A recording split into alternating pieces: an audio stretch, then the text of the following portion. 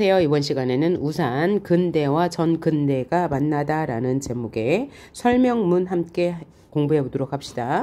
자, 설명문이니까 이 글의 짜임은 처음, 중간, 마지막으로 이루어졌을 것이고, 제목이 우산 근대와 전근대가 만나다라고 했으니까 설명 대상은 아마 우산이 될 건데, 이 우산이라는 외래 문물이 근대, 즉 서양의 근대인 우산이라는 문물이 전 근대적인 우리의 풍습과 민속 신앙과 접목되어서 대중문화로 정착되는 과정에 대해서 설명하고 있습니다. 그러니까 이 글은 통시적 구성이 될 거고요.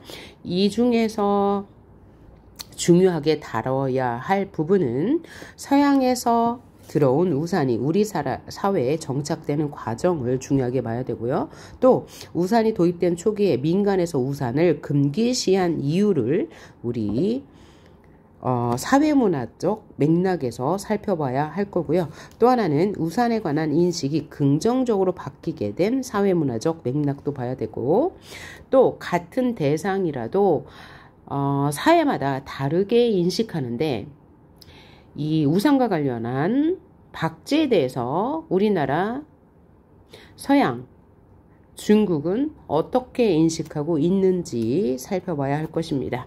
자, 그래서 이 우산 근대와 전근대가 만나다는 다양한 설명 방식을 보여줘요. 예시도 있고요, 대조도 있고요, 인과도 있고, 또 구분도 있고.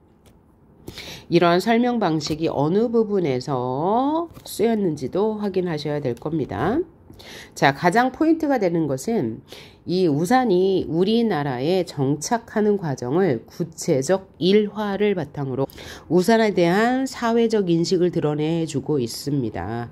그래서 여기서 일화란 무슨 얘기냐면 세상에 알려지지 않은 흥미있는 이야기 라는 뜻의 일화입니다. 그래서 구체적 일화를 사례로 들어서 재미있는 이야기겠죠. 우산이 우리 사회에 정착하는 과정에 대해서 설명하고 있다는 게 이 소단원의 학습 목표입니다. 자, 그러면 내용 먼저 살펴보고 전체 내용을 정리해 보도록 할게요. 자, 먼저 머리말 부분인데 머리말 중간 마지막으로 이어졌겠죠. 설명문이니까. 자, 우산 권력을 상징하다라는 소제목을 통해서 각 단락의 중심 내용이 무엇인지를 알기 쉽게 설명해 주고 있네요. 그러면 가단락 먼저 들어가 보도록 할게요. 우리나라에서 일반인들이 우산을 쓰기 시작한 역사는 그리 오래되지 않았다. 기록에 의하면 삼국시대 고분벽화에 최초로 우산과 비슷한 형태의 그림이 등장하지만 이것은 햇빛을 가리는 것이 주 목적인 일산으로 보는 것이 타당하다. 당시 일산은 왕의 권위와 위엄의 상징이었으며 상류 사회에서도 계급에 따라 모양이나 색상을 달리할 정도로 정치 권력과 밀접한 관련이 있다. 자, 우리나라에 처음 우산과 비슷한 형태의 뭐가 들어왔대요? 일산이 어느 시대에? 삼국시대에 들어왔대요. 일산이라고 하는 것은 햇볕을 가리는 거죠. 그러니까 비를 가리는 목적이 아니었다는 거예요. 삼국시대에 들어올 때는. 그런데 이 삼국시대에 들어온 일산은 이 왕과 상류사회에서 어떤 역할로 쓰였냐면 정치 권력과 밀접한 관계를 맺으면서 권위와 위엄을 상징하는 역할을 했다고 하네요. 이후 고려시대에 들어 우산이나 일산에 관한 기록이 보이지 않아 더 이상 자세한 내용은 알 수 없다. 그렇지만 확실한 것은 왕을 비롯한 소수의 상류층만이 일산을 겸해 의례용으로 우산을 썼다는 점이다. 의례용, 제사용, 의식용으로 썼다는 거죠. 특히 관리들이 외출할 때 햇빛을 가리거나 비를 피하기 위해 일산과 우산을 겸한 장량항 우산이라는 도구를 주로 사용한 것도 그 예이다. 자, 딱 보니까 삼국시대에는 뭘 쓰였대요? 일산으로 사용되었고 고려시대에서 들어서면 일산과 우산을 겸한 장량항 우산으로 사용되었대요. 그런데 확실한 건 뭐냐? 이 일산이나 장량항 우산은 왕과 상류층에게 권위와 위엄의 상징으로서 정치 권력과 밀접한 관련이 있었다는 거죠. 그러니까 우산에 대해서 상류층은 권위, 위엄을 드러내는 수단이었다는 거죠. 자, 그래서 이 부분에서 통치적 구성이 드러났다는 거 확인할 수 있죠. 삼국시대엔 이랬고 고려시대엔 이랬다. 여기가 이제 첫 단락이었고요. 두 번째 단락 볼까요? 반면하니까 뭐요? 대조의 코드가 나타났다는 것 알 수 있어요. 대조. 자, 무엇과 무엇의 대조예요? 상류층과 서민들의 우산에 대한 인식 차이를 대조를 통해서 보여주고 있어요. 서민들의 경우 조선 후기까지 비 오는 날에 우산을 쓰지 않았다. 민가에서는 오히려 비를 의도적으로 가리는 행동을 금하는 풍습까지 있었다. 이러한 풍습은 기후에 민감했던 농경사회 문화와 밀접한 관련이 있다. 근대 이전의 농경사회에서 기후는 농사에 결정적 영향을 미쳤기 때문이다. 특히 과학기술이 발달하지 못한 당시 사회에서 농민들은 하늘에 의존하여 살 수밖에 없었기 때문에 하늘의 뜻을 거스르지 않고 순종하기 위해 늘 조심했다. 때문에 당시 사람들은 비가 내릴 때 도구를 써서 비를 의도적으로 가리는 행위를 하늘의 뜻을 거역하는 부도덕한 행위로 받아들여 반드시 재앙이 따른다고 믿었다. 자, 그러면 서민들은 우산 쓰는 것을 부정적으로 생각하면서 꺼려했어요. 그 이유는 농경사회라는 맥락과 관련이 있는데 농경사회에서는 비를 내리는 하늘에 의존할 수밖에 없었는데 하늘에서 내리는 비를 의도적으로 가리는 행위는 하늘의 뜻을 거역하는 부도덕한 행위로 재앙이 따른다고 믿었기 때문에 서민들은 우산을 꺼렸다라는 내용이에요. 자, 그러면 여기까지 내용을 정리해 보면, 자, 서민과 이 상류 사회의 우산에 대한 인식의 차이를 대조를 통해서 보여주고 있어요. 자, 상류층, 왕을 비롯한 상류층 사회에서는 우산을 권위와 위엄의 상징으로 받아들였고 서민들은 우산을 농경사회와 관련하여서 우산을 쓰는 것은 의도적으로 하늘의 뜻을 거역하는 부도덕한 행위로 여겼기 때문에 우산을 금기시했다라는 내용이었습니다. 자, 그래서 여기까지가 처음 부분. 머릿말 부분이었어요. 우리나라에서 일반인들이 우산을 쓰기 시작한 것은 그리 오래되지 않았어요. 왜냐하면 서민들은 우산을 쓰는 것을 하늘의 뜻을 거역하는 부도덕한 행위로 재앙을 따른다고 여겼기 때문에 조선시대까지 우산은 상류층의 권력을 상징하는 것으로서 서민들은 우산을 사용하지 않았죠. 그러니까 우산이 대중화되지 않았어요. 자, 그 다음 우산을 썼다가 몰매를 맞다. 어떤 일화를 소개할 거예요. 일화. 그죠? 일화는 뭐야? 숨겨진 재미있는 이야기를 소개함으로써 우산에 대한 인식 변화 과정을 효과적으로 설명하고 있네요. 현재 우리가 쓰는 우산은 근대 서구에서 비롯되었다. 그러니까 우리가 쓰는 우산은 그 삼국시대에 쓰던 고려시대에 쓰던 그런 것과는 다르다. 서구에서 들어왔대요. 서구에서 우산이 일반화된 것은 산업혁명을 통한 근대화와 밀접한 관련이 있다. 자, 서구에서는 산업혁명 시기를 계기로 대중화되었다고 하네요. 그럼 산업혁명은 언제죠? 18세기 중엽이요. 18세기 중엽에 산업혁명이 일어나면서 대중화되었는데 왜 그러냐면 자, 산업혁명을 계기로 경제적으로 일정한 수입이 생기고 근로시간과 휴일이 제도적으로 정착되면서 여행이나 운동, 경기 관람을 비롯한 야외 활동을 즐기는 인구가 늘어났고 그럴 때 비가 올 때를 대비하여 우산이 필요했기 때문이다 라고 했어요. 그러면 자, 서양에서 우산이 대중화된 계기를 원인과 결과 인과관계로 보여주네요. 자, 그러면 서양에서 우산이 대중화된 원인은 뭐예요? 산업혁명을 계기로 야외 활동을 할 기회가 많아졌고 그를 대비하여 우산이 필요해졌기 때문이다. 그래서 우산이 일반화되었다라고 말하고 있어요. 자, 사회문화의 변화는 당대 사회문화적 영향을 받기 때문이죠. 그 다음 라문단 들어가 봅시다.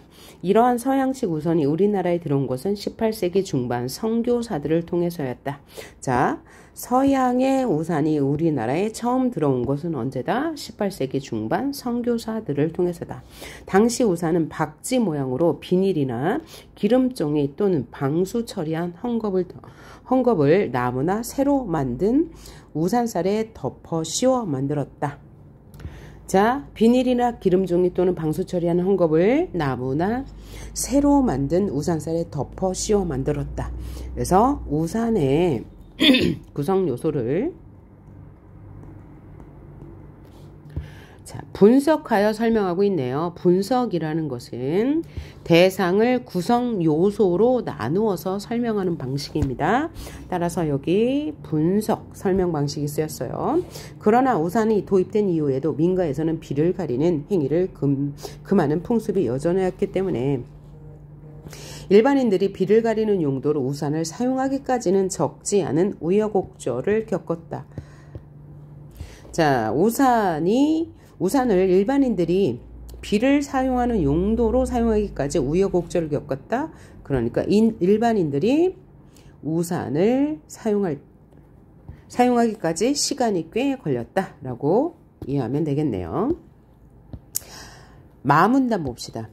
기록에 따르면 우산이 도입된 초기에는 우리나라 사람들은 물론 우리나라에 와 있던 외국인들도 비 오는 날에 우산 사용을 꺼렸다고 한다.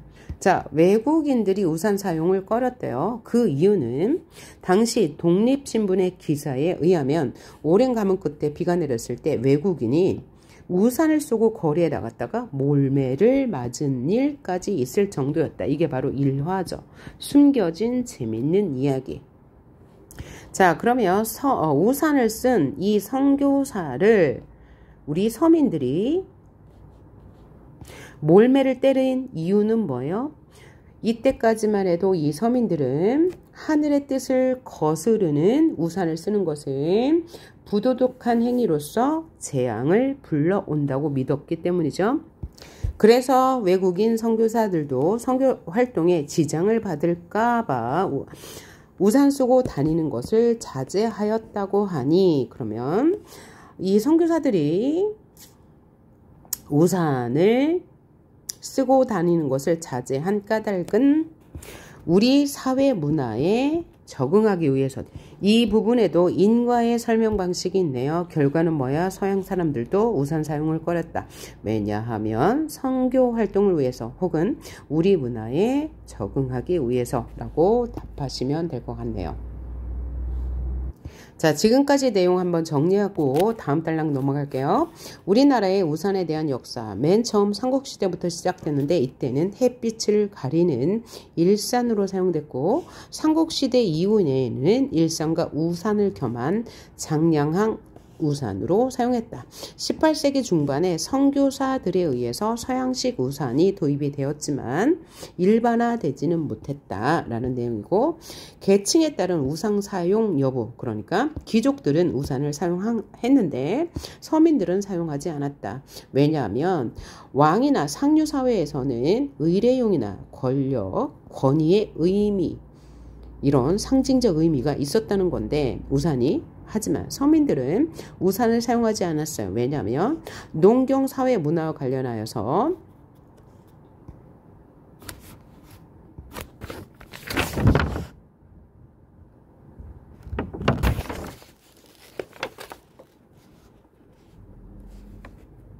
하늘의 뜻을 거역하는 부도덕한 행위로 인식하여서 재앙이 온다고 믿었기 때문이죠.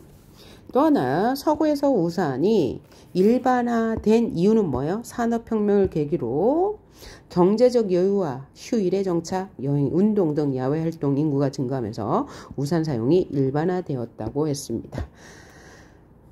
그래서 이때 18세기까지만 해도 자, 서양에서 선교사들에 의해서 우산이 우리나라에 도입되긴 했으나 비를 가리지 않는 민가의 풍습 때문에 비를 가리는 용도로 널리 사용되는 데는 시간이 걸렸음을 알 수 있네요. 자, 그래서 여기 통시적 구성 나왔어요. 그리고 인과라는 설명 방식 사용됐고요. 그 다음에 분석이라는 설명 방식, 또 우산에 대한 인식의 차이를 대조를 통해서 보여줬습니다.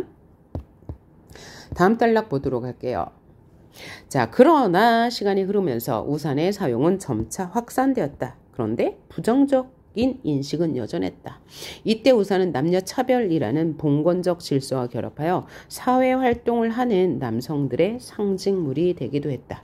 자, 18세기 중반에 우리나라의 선교사들에 의해서 우산이 처음 들어왔는데, 자, 서민들은 사용하지 않았어요. 농경 문화와 관련이 있기 때문이죠. 그런데 시간이 지나면서 사용이 확대됐는데, 이때는 누구에게만요? 남성들의 상징물, 남성들만 사용했다. 왜냐하면 남녀차별이라는 봉건적 질서가 있었기 때문이죠. 이것도 이제 사회문화적 맥락에서 확인할 수 있는 거예요. 자, 그러면 남성들에게는 그래도 우산이 사용됐어요. 그 이유는 뭐라고요? 남녀차별이라는 봉건적 질서가 결합하였기 때문이다.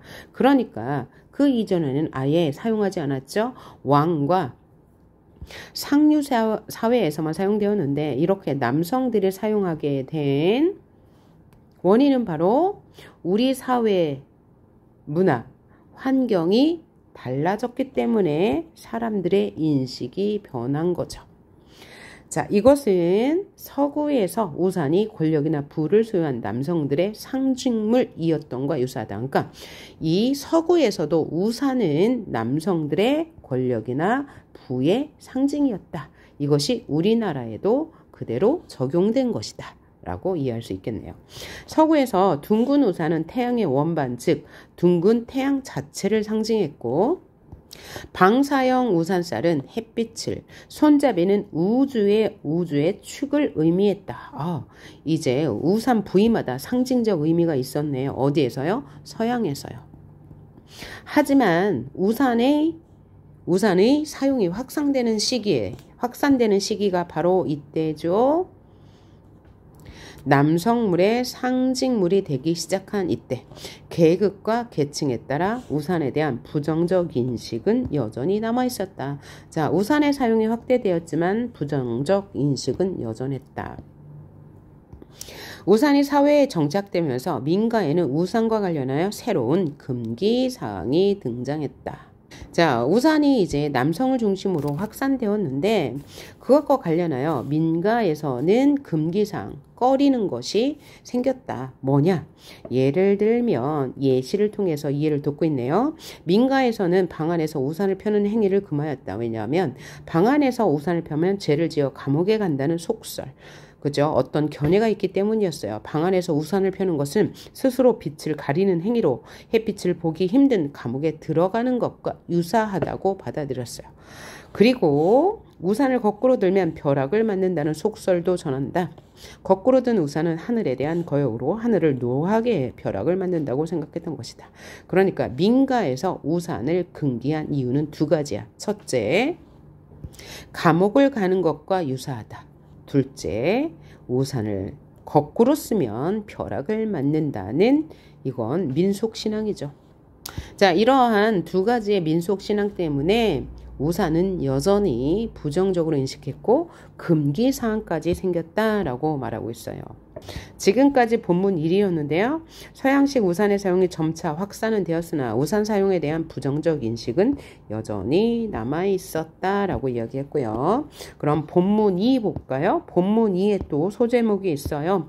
여학생들 사이에서 유행하다. 와, 그러면 우산이 점차 더 확산되어 가는 과정을 통시적으로 보여주는 거 맞네요.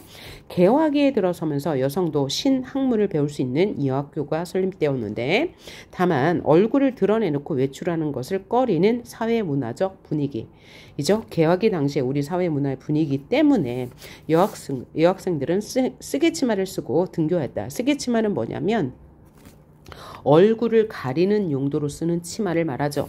그런데 1911년 배화 학당에서 쓰개치마를 교칙으로 금했다. 쓰개치마 쓰고 다니지 마 라고 한 거죠. 그래서 학생들과 가족들은 얼굴을 내놓고 거리를 다닐 수 없다며 반발했어요. 왜? 당시 사회 문화가 여자가 얼굴을 드러내는 것을 꺼렸기 때문이죠. 이 때문에 학생들 상당수가 학교를 그만둘 정도로 파장이 컸어. 여파가 컸어요. 그죠? 영향이 컸어요. 결국 배화 학당은 쓰개치마 대안으로 쓰개치마를 대신하는 것으로 얼굴을 가리고 다닐 수 있도록 검정 우산을 나눠주었다. 자, 이 우산은 여학생들은 물론 일반 여인들 사이에서도 널리 유행했고 얼굴을 가리는 용도와 더불어 햇빛을 가리는 양산으로 까지 확대되어 멋을 내는 도구가 되었다 라고 했어요. 자, 그러니까 여학생들 사이에 우산을 쓰는 것이 유행이 된 이유는 뭐예요? 배제학당에서 쓰개치마를 금하면서 그에 대한 대안으로 우산을 나눠줬는데 그것이 여학생들은 물론 일반 여성들에게까지 유행했고 그 우산은 얼굴을 가리는 용도 외에도 햇빛을 가리는 양산으로 확대되어서 이 양산은 또 멋내는 도구가 되었다. 즉 패션이 되었다는 얘기죠. 자, 이유야 어떻든 우산은 외출을 꺼리던 여인들이 집을 나와 거리를 자유롭게 활보할 수 있는 역할을 하였다. 자, 그러니까 우산의 긍정적 기능이 있네요. 우산의 긍정적 기능 뭐야? 여성들의 사회 활동을 촉진하는 계기가 되었다는 거죠. 자, 그 다음 또한 우산은 민간신앙과 접목되어 새로운 풍습을 만들기도 했다. 자, 지금 우산이 우리나라에 정착되는 과정을 통시적으로 보여주는 동시에 나열하고 있어요. 그렇죠? 나열. 자, 그럼 우산이 민간신앙과 어떻게 접목되었는지 한번 볼까요? 자, 접목이란 둘 이상의 다른 현상을 알맞게 조화하는 것을 말해죠. 조화되는 것을 말해요. 자, 새로운 풍습을 만들어냈는데 그 풍습은 뭐냐? 우산을 박지, 복자를 써서 편복산이라고 했다. 자, 우산을 편복산이라고 명명했다는 거죠. 그 이유는 첫째, 우산의 모양이 박쥐와 비슷하기 때문이고, 둘째는 우리나라에서 박쥐는 오복의 상징이므로 경사와 행운을 불러일으키는 행운의 동물이었나 봐요. 박쥐가 이와 같이 긍정적인 이미지를 지니게 된 이유는 박쥐의 한자음 때문이다. 박쥐를 뜻하는 복과 행운의 복의 발음이 유사했기 때문이다. 그래서 발음의 유사성 때문에 박쥐를 긍정적으로 인식했다는 거예요. 또한 박쥐는 덕을 많이 쌓은 사람의 행복을 방해하는 귀신을 쫓아주며 산의 형상이 박쥐 모양인 곳에 맷자리를 쓰면 후손들이 벼슬길에 오르고 부귀영화를 누린다는 민속신앙이 있었대요. 그래서 한마디로 박쥐 지형은 명당짜리였다. 박쥐 복자와 박쥐 문양은 일상에서 쓰는 공예품과 가구 장식, 회화에도 자주 등장하였다. 자개장에나 경대에 새겨놓은 문양이나 손잡이에 날개를 펼친 박쥐가 많은 것은 박쥐에 대한 긍정적인 인식 때문이다 라고 얘기했어요. 자, 그러면 우산이 민간신앙과 접목되어 새롭게 만든 풍습이 바로 뭐예요? 이 박쥐 모양을 한 공예품, 가구장식, 회화에 자주 이용되었다는 거죠. 그 이유는 뭐예요? 박쥐의 복자와, 여기 한자가 다르죠.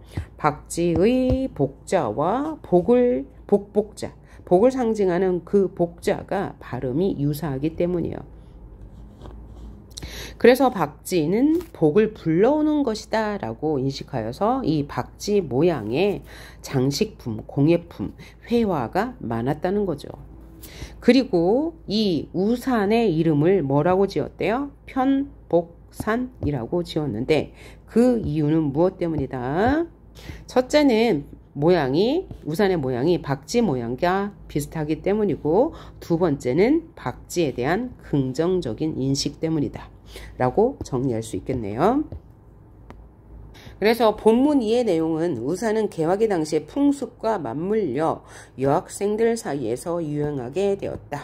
자, 그러면 당시의 풍습은 뭐예요? 여자들이 얼굴을 가리는 것, 얼굴을 드러내기를 꺼려하는 것과 맞물려서 여학생들이 우산을 얼굴을 가리는 용도로 사용하다가 점차 유행이 되었고, 햇빛을 가리는 용도로 사용하면서 멋내기의 도구로 사용되었다라는 얘기죠. 그리고 민간신앙과 접목되었어요. 민간신앙은 뭐예요?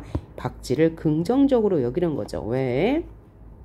박쥐를 나타내는 복자와 복을 상징하는 복자가 유사한 형식을 띠기 때문에, 발음이 유사하기 때문에 박쥐 문양이 뭐 여러 가지 공예품이나 장식품, 회화 같은데 사용되었다는 얘기죠. 자, 이제 마지막 단락 볼까요? 이와 같이 맺은 말이에요. 이와 같이 이제 정리를 해줄 거죠. 우리 사회에서 우산은 단순히 비를 막아주는 본연의 용도를 찾기까지 때때로 사회적 논란을 일으키면서 다양한 일화 재미있는 숨겨진 이야기를 만들어냈다. 우산은 근대 서구에서 들어왔죠. 근대에 들어왔어요. 19세기예요. 처음에는 선교사에 의해 들어왔는데 이때는 일반화되지 못했어요. 우산에 대한 부정적 인식. 그것은 민간에서 농경 문화와 관계가 있는 거죠. 그런데 이것이 남성 위주로 확대되었죠. 그것은 우리의 봉건적 문화를 보여주는 것이죠. 그래서 남성의 권위와 부의 상징물로 점차 확산되었어요. 이것은 서양에서 남성의 부의 상징물로 여기는 것과 같죠.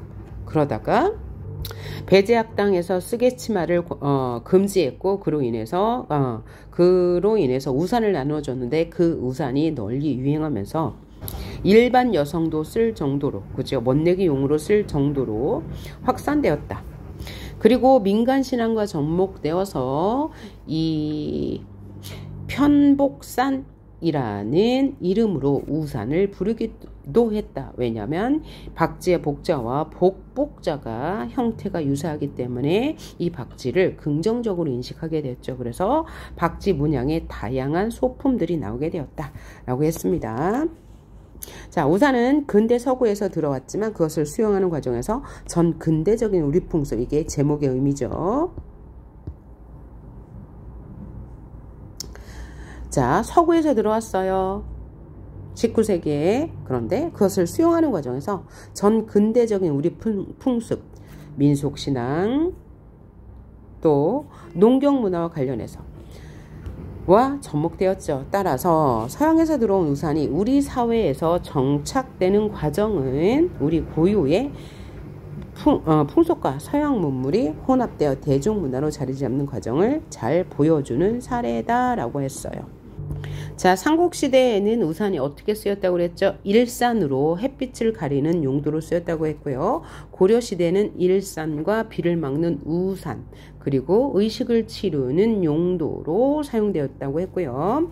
그러면 본연의 비를 막는 수단으로 사용된 것은 개화기 이유가 되는 거죠. 그 중간에 남성들이 사용할 때는 어떻게 사용했대요? 부와 권력의 상징으로 사용됐다고 했습니다.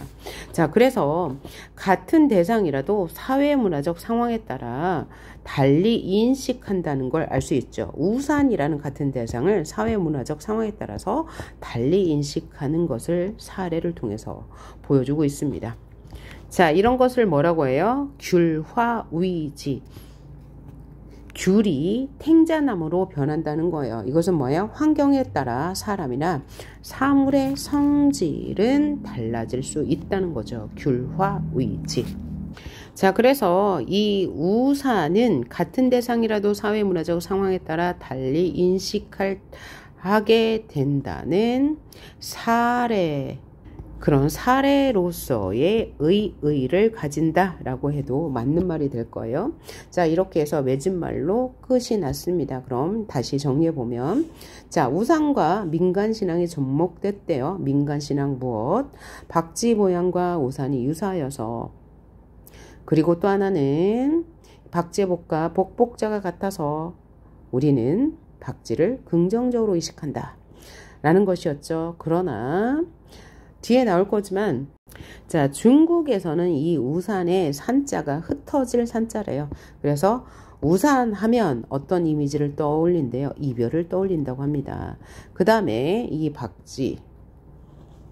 박쥐는 우리는 긍정적으로 인식하는데, 서양에서는 악마나 마녀를 상징한다고 합니다. 그래서 이 박쥐는 공포와 두려움의 대상이라고 합니다. 따라서 같은 대상이라도 사회 문화에 따라서 달리 받아들인다라는 사실, 귤화 의지를 확인할 수 있고요. 그 다음에 자, 사에서자는 우산이 우리 사회에 정착되는 과정을 통시적으로 보여줘요.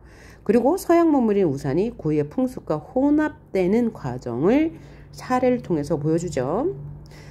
마지막 부분은 우산이 대중문화로 자리 잡는 사례임을 보여주고 있고요. 자, 우산에 관한 여러 가지 속설이 있대요. 이건 우리 민속신앙이죠. 방 안에서 우산을 펴면 죄를 지어 감옥에 가, 우산을 거꾸로 쓰면 벼락을 맞아. 그래서 우산에 대한 부정적 인식, 우산이 우리 사회에 정착하는 과정에서 생겨난 현상이고요. 개화기 때 여성의 우산 사용, 처음에는 얼굴을 가렸어. 그 다음에 햇빛을 가리는 양산으로. 그래서 우산이 우리 문화, 우리 사회에 정착되는 과정을 보여주는데, 자, 얼굴을 가리는 용도로 사용함으로 인해서 얻을 수 있는 긍정적 효과가 뭐예요? 여성들이 외출이 자유로워졌다. 즉 여성의 사회적 활동이 확대되는 의의를 가져왔다는 얘기고요. 자, 이 부분 한번 보고 갈까요? 사회 문화 분야의 글을 읽는 방법. 우리 지금 우산, 정근대와 근대가 만나다. 알겠죠? 사회 문화 분야의 글 읽기잖아요. 자, 어떻게 읽어야 하는지 한번 볼까요? 필자의 견해를 객관적으로 봐야 됩니다. 객관적으로 이해하면서 동시에 비판적인 시각도 가져야 돼요. 그러니까 필자의 의견을 그대로 수용하지 않는다는 얘기죠. 그 다음에 용어의 의미를 파악하면서 읽어. 그래서 어휘 문제가 나올 수 있다는 거죠. 그 다음 글이 함축하고 있는 사회문화적 배경까지 추론하고 비판하면서 읽어야 하고요. 필자에 따라 글의 의미와 결론이 달라지므로 유연성을 가지고 읽어요. 무조건 수용하면 안 된다는 얘기죠. 글의 방향을 버리지 않도록 목적을 분명히 하면서 읽는다. 자, 이거는 설명문이기 때문에 우산이 우리 문화에 어떻게 정착되어 가고 있는지 그 통시의 흐름, 그죠? 이 흐름을 파악해 가면서 읽고, 우산에 대한 인식이 어떻게 바뀌는지, 그죠? 그거에 주목하면서 읽으면 되겠다. 자, 207쪽에 3번 문제 한번 보도록 합시다. 다음 내용을 참고하여 사회문화적 관점의 차이를 이해해보고 타문화를 어떻게 받아들여야 할지 한번 생각해 봅시다. 중국어로 우산은 이 산자가 흩어질 산자래요. 그래서 이별하다 혹은 흩어지다와 음이 유사하대요. 그죠? 이별하다와 흩어지다의 음이 유사하다. 그러면 우리나라에선 우산을 편복산이라고 불러서 이 박쥐의 복자와 복복자가 음이 유사하여서 이 우산을 긍정적으로, 우산이 아니고 박쥐를 긍정적으로 인식한다고 했죠. 중국에서는 우이산 이렇게 읽는데 이 산이 이별하다는 뜻과 음이 유사해요. 그래서 중국에서는 우산을 이별로 받아들였대요. 그래서 둘의 공통점은 뭐예요? 음의 유사성을 통해서 어떤 사회 문화가 생겨났다라는 것이죠. 그 다음 서양에서는 박쥐가 악마나 마녀를 의미하며 대개 죽은 공포, 불운 등 부정적 의미의 대명사였다. 그래서 서양에서는 일상생활에서 박쥐 모양의 공예품이나 장식품을 사용하는 것을 보기 어렵다. 그래서 같은 대상이라도 사회 문화에 따라서 달리 받아들인다. 이것을 아까 귤화위지라고 했네요. 따라서 우리는 타문화를 어떤 태도로 받아들여야 할까요? 봐요. 우산이라는 동일한 사물이라도 국가나 민족에 따라 서로 다르게 인식할 수 있고 심지어 동일한 민족이라도 시대에 따라 다르게 인식할 수 있어요. 이것은 사물을 바라보는 당대의 사회문화적 배경과 관련되어 있기 때문이에요. 따라서 타문화를 볼 때는 자신의 사회문화적 관점에서 판단하지 말고 타문화의 관점에서 이해하려는 노력이 필요하겠죠. 다음 4번 문제 한번 볼게요. 자, 이글 조선 여심 사로잡은 가채 초가집 수십 채 가격 달해. 이건 뭐죠? 동아일보 2017년에 난 기사 내용인데요. 여기서 대상은 뭐예요? 가채. 가채는 뭐냐면 이거요, 이거. 여성들이 이제 흔히 우리는 요즘에 가발이라고 하죠. 이렇게 긴 머리, 그 다음에 여기 머리 이렇게 올린 머리, 이런 머리를 가채, 가발이라고 하는데 조선시대 이 가채가 유행이었나 본데 이 가채는 상당히 가격이 비쌌다고 해요. 그래서 이 가채를 조선시대 사회문화에서는 어떻게 인식했는지 한번 봅시다. 조선시대의 의복은 화려했다. 남성은 수정을 잇댄 각근과 옥으로 만든 관자, 귀걸이로 꾸몄고 여성은 풍성한 가채와 현란한 비녀, 놀이개로 치장했다. 그러니까 이거는 장식품이었네요. 그죠? 생필품이 아닌 장식품이었습니다. 길고 화려한 각근, 높고 풍성한 가채는 요새 말로 이템, 꼭 갖고 싶은 아이템이었다. 하지만 조선은 엄숙했다. 사회문화는 그걸 허용하지 않았어요. 귀걸이는 선조, 가채는 정조 때 금지했다. 왜 금지했을까요? 귀를 뚫는 일은 몸을 훼손하는 불효였고 가채는 검소한 미풍을 해치는 사치였기 때문에 가채를 금지했대요. 그래도 여성들은 가채를 버리지 못했다. 왜? 이템이었기 때문에.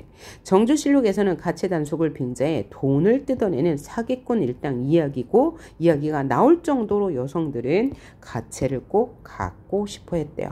가채는 채갈전, 가발 전문 매장에서 팔거나 이렇게 중매인에 의해서 수모 미용사가 방문하여 판매했는데 가채는 고가에 거래되었다. 재료가 귀했고 고가에 거래된 이유 재료가 귀했고 수준 높은 제작 기술이 필요했기 때문이다.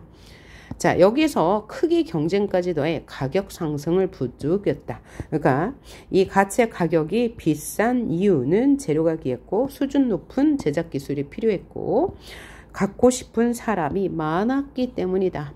갈수록 높고 풍성한 가채가 유행하자 어린 신부가 가채 무게로 목이 부러지는 사건이 발생할 정도였다. 또한 커진 크기만큼 가격은 더 치솟았다. 실학자 이덕무는 청장관전서에서 장신구를 포함하는 가채 가격이 7만원 전에 이른다고 개탄. 아주 통탄하였다. 그래서 이 기사문이니까 사실적인 글이겠죠. 제자는 가채예요. 가채 유행에 따른 사회적 문제, 이 가채는 사회적 문제를 일으켰고요. 역사적 자료를 통해서 문제의 심각성을 강조했어요. 그래서 조선시대에는 가채가 너무 비쌌어요. 재료가 귀했고 또 고도의 기술도 필요했고 갖고 싶은 사람이 많았기 때문에. 그런데 게다가 어떤 사건까지 있었대요. 이런 일로 어린 신부가 사망하는 사건까지 있었대요. 그래서 이 가채라는 것은 조선시대에는 부정적으로, 그러니까 집권층에서는 부정적으로 인식되었고 여성들 사이에서는 아주 귀한 대상이었습니다. 그래서 똑같은 대상이라도 사회 시대에 따라 또 환경에 따라 달리 인식할 수 있다는 귤화위지의 사례를 보신 거네요. 자, 그러면 조선시대의 정부에서 이 가채 사용을 금한 이유는 뭐예요? 우리의 미풍 양속을 해쳐요. 그죠? 어떤 미풍양송, 검소한 미풍양송. 이 가채는 사치품이기 때문이죠. 자, 이제 전체 내용 다 봤고요. 마지막으로 여기 핵심 정리 한 번만 더 보고 끝날게요. 자, 이 글은 설명문이기 때문에 설명적이고 통시적이고 분석적이라고 할 수 있죠. 분석하여 설명하기도 했고요. 다양한 예시를 들어서 설명했으니까 예시적. 대조도 보여주니까 대조적 되겠고요. 자, 그래서 구체적인 근거와 일화 재미있는 숨겨진 일화, 이야기를 바탕으로 우산에 대한 사회적 인식 변화를 통시적으로 보여주고 있고요. 중심 내용은 우산이라는 서양 문물이죠. 19세기에 들어왔고요. 우리 문화화하는 과정을 보여주고 있습니다. 그 사례로 왕과 상류층은 일산을 겸해 의례용으로 우산을 사용했고, 고려시대에는 장량항 우산, 그러니까 햇빛을 가리기도 하고 비를 피하기도 하고 또 의례용으로도 사용되었다고 합니다.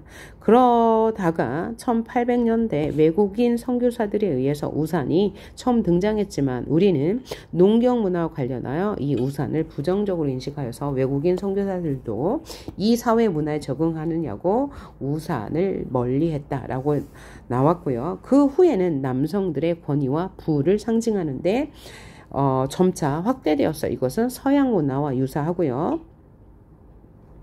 그 후에 이제 이 우산이 이제 배제학당에서 이제 쓰개치마를 금지하면서 우산을 주었기 때문에 그로 인해서 우산이 널리 일반적인 여성들에게도 확대되었어요. 그러면서 민간 신앙과 접목되면서 그죠? 박지에 대한 이야기가 나오는데요. 자, 그 우산 이름을 편복산이라고 지은 이유는 이 복자가 박지의 복자와 같기 때문에 왜 우리나라는 민속신앙에서 박지를 복의 상징이라고 믿었기 때문이래요. 그래서 다양한 소품에도 박지 모양을 볼 수 있다고 했고요. 그래서 이 발음의 유사성을 통해서 박지를 긍정적으로 인식했다라는 사례 볼 수 있었고요. 또 민가에서는 이 우산을 금기사항으로 여겼어요. 왜? 방 안에서 우산을 펴면 감옥에 간다. 우산을 거꾸로 들으면 벼락 맞는다. 이런 민간 금기사항, 민간 신앙이 있었다. 민간 풍속이 있었다. 라는 거 확인했고요. 자, 서구에서 우산 사용이 일반화된 이유는 산업혁명을 계기로 이제 사람들이 경제적 여유가 생겼고 휴일이 정착됐고 야외 활동이 많아지면서 우산이 일반화되었다라고 이야기하고 있고요. 자, 우산 사용에 대한 사람들의 인식 변화 과정 봅시다. 18세기에 선교사에 의해서 우리나라에 처음 우산이 도입이 되었죠. 근데 그때는 우산에 대한 부정적 인식이 강했어요. 왜? 민가의 이 농경 문화와 관련한 풍습 때문에 그죠? 우산을 쓰면 하늘에서 재앙이 내린다고 보았죠. 그래서 이 우산의 용도로 사용되기까지 아주 오랜 시간이 걸렸고요. 계급 계층에 따라 우산 사용 여부가 달랐어요. 자, 상류층은 우산을 사용했죠. 주로 일산 혹은 의식용으로 사용되었어요. 서민들은 사용하지 않았죠. 왜? 하늘의 뜻을 거스르는 재앙을 불러온다고 믿었기 때문에. 그래서 우산 사용에 대한 인식이 그때까지 18세기에도 여전히 남아있었지만 남성들의 권위와 부를 상징하는 수단으로 쓰이기도 했다. 그때 당시에는 우리 사회 문화가 남녀 차별이 있는 전 근대적인 사회였기 때문이죠. 또 우산이 우리 사회에 정착하는 과정에서 이러한 금기사항도 생겼죠. 또 개화기 여성들이 우산을 사용하면서 우산은 대중화되었습니다. 우산은 처음 얼굴 가리개용으로 사용됐는데 이로 인해서 여성들의 외출이 자유로워졌다. 다른 말로 여성의 사회 활동이 좀 확대되는 계기가 되었고요. 햇빛을 가리는 양산으로 사용되면서 멋을 내는 도구가 되면서 우산이 확산되었다라고 하면서 이야기가 끝납니다. 자, 지금까지 우산 근대와 정근대가 만나다 라는 내용 학습해 보았습니다. 수고하셨습니다.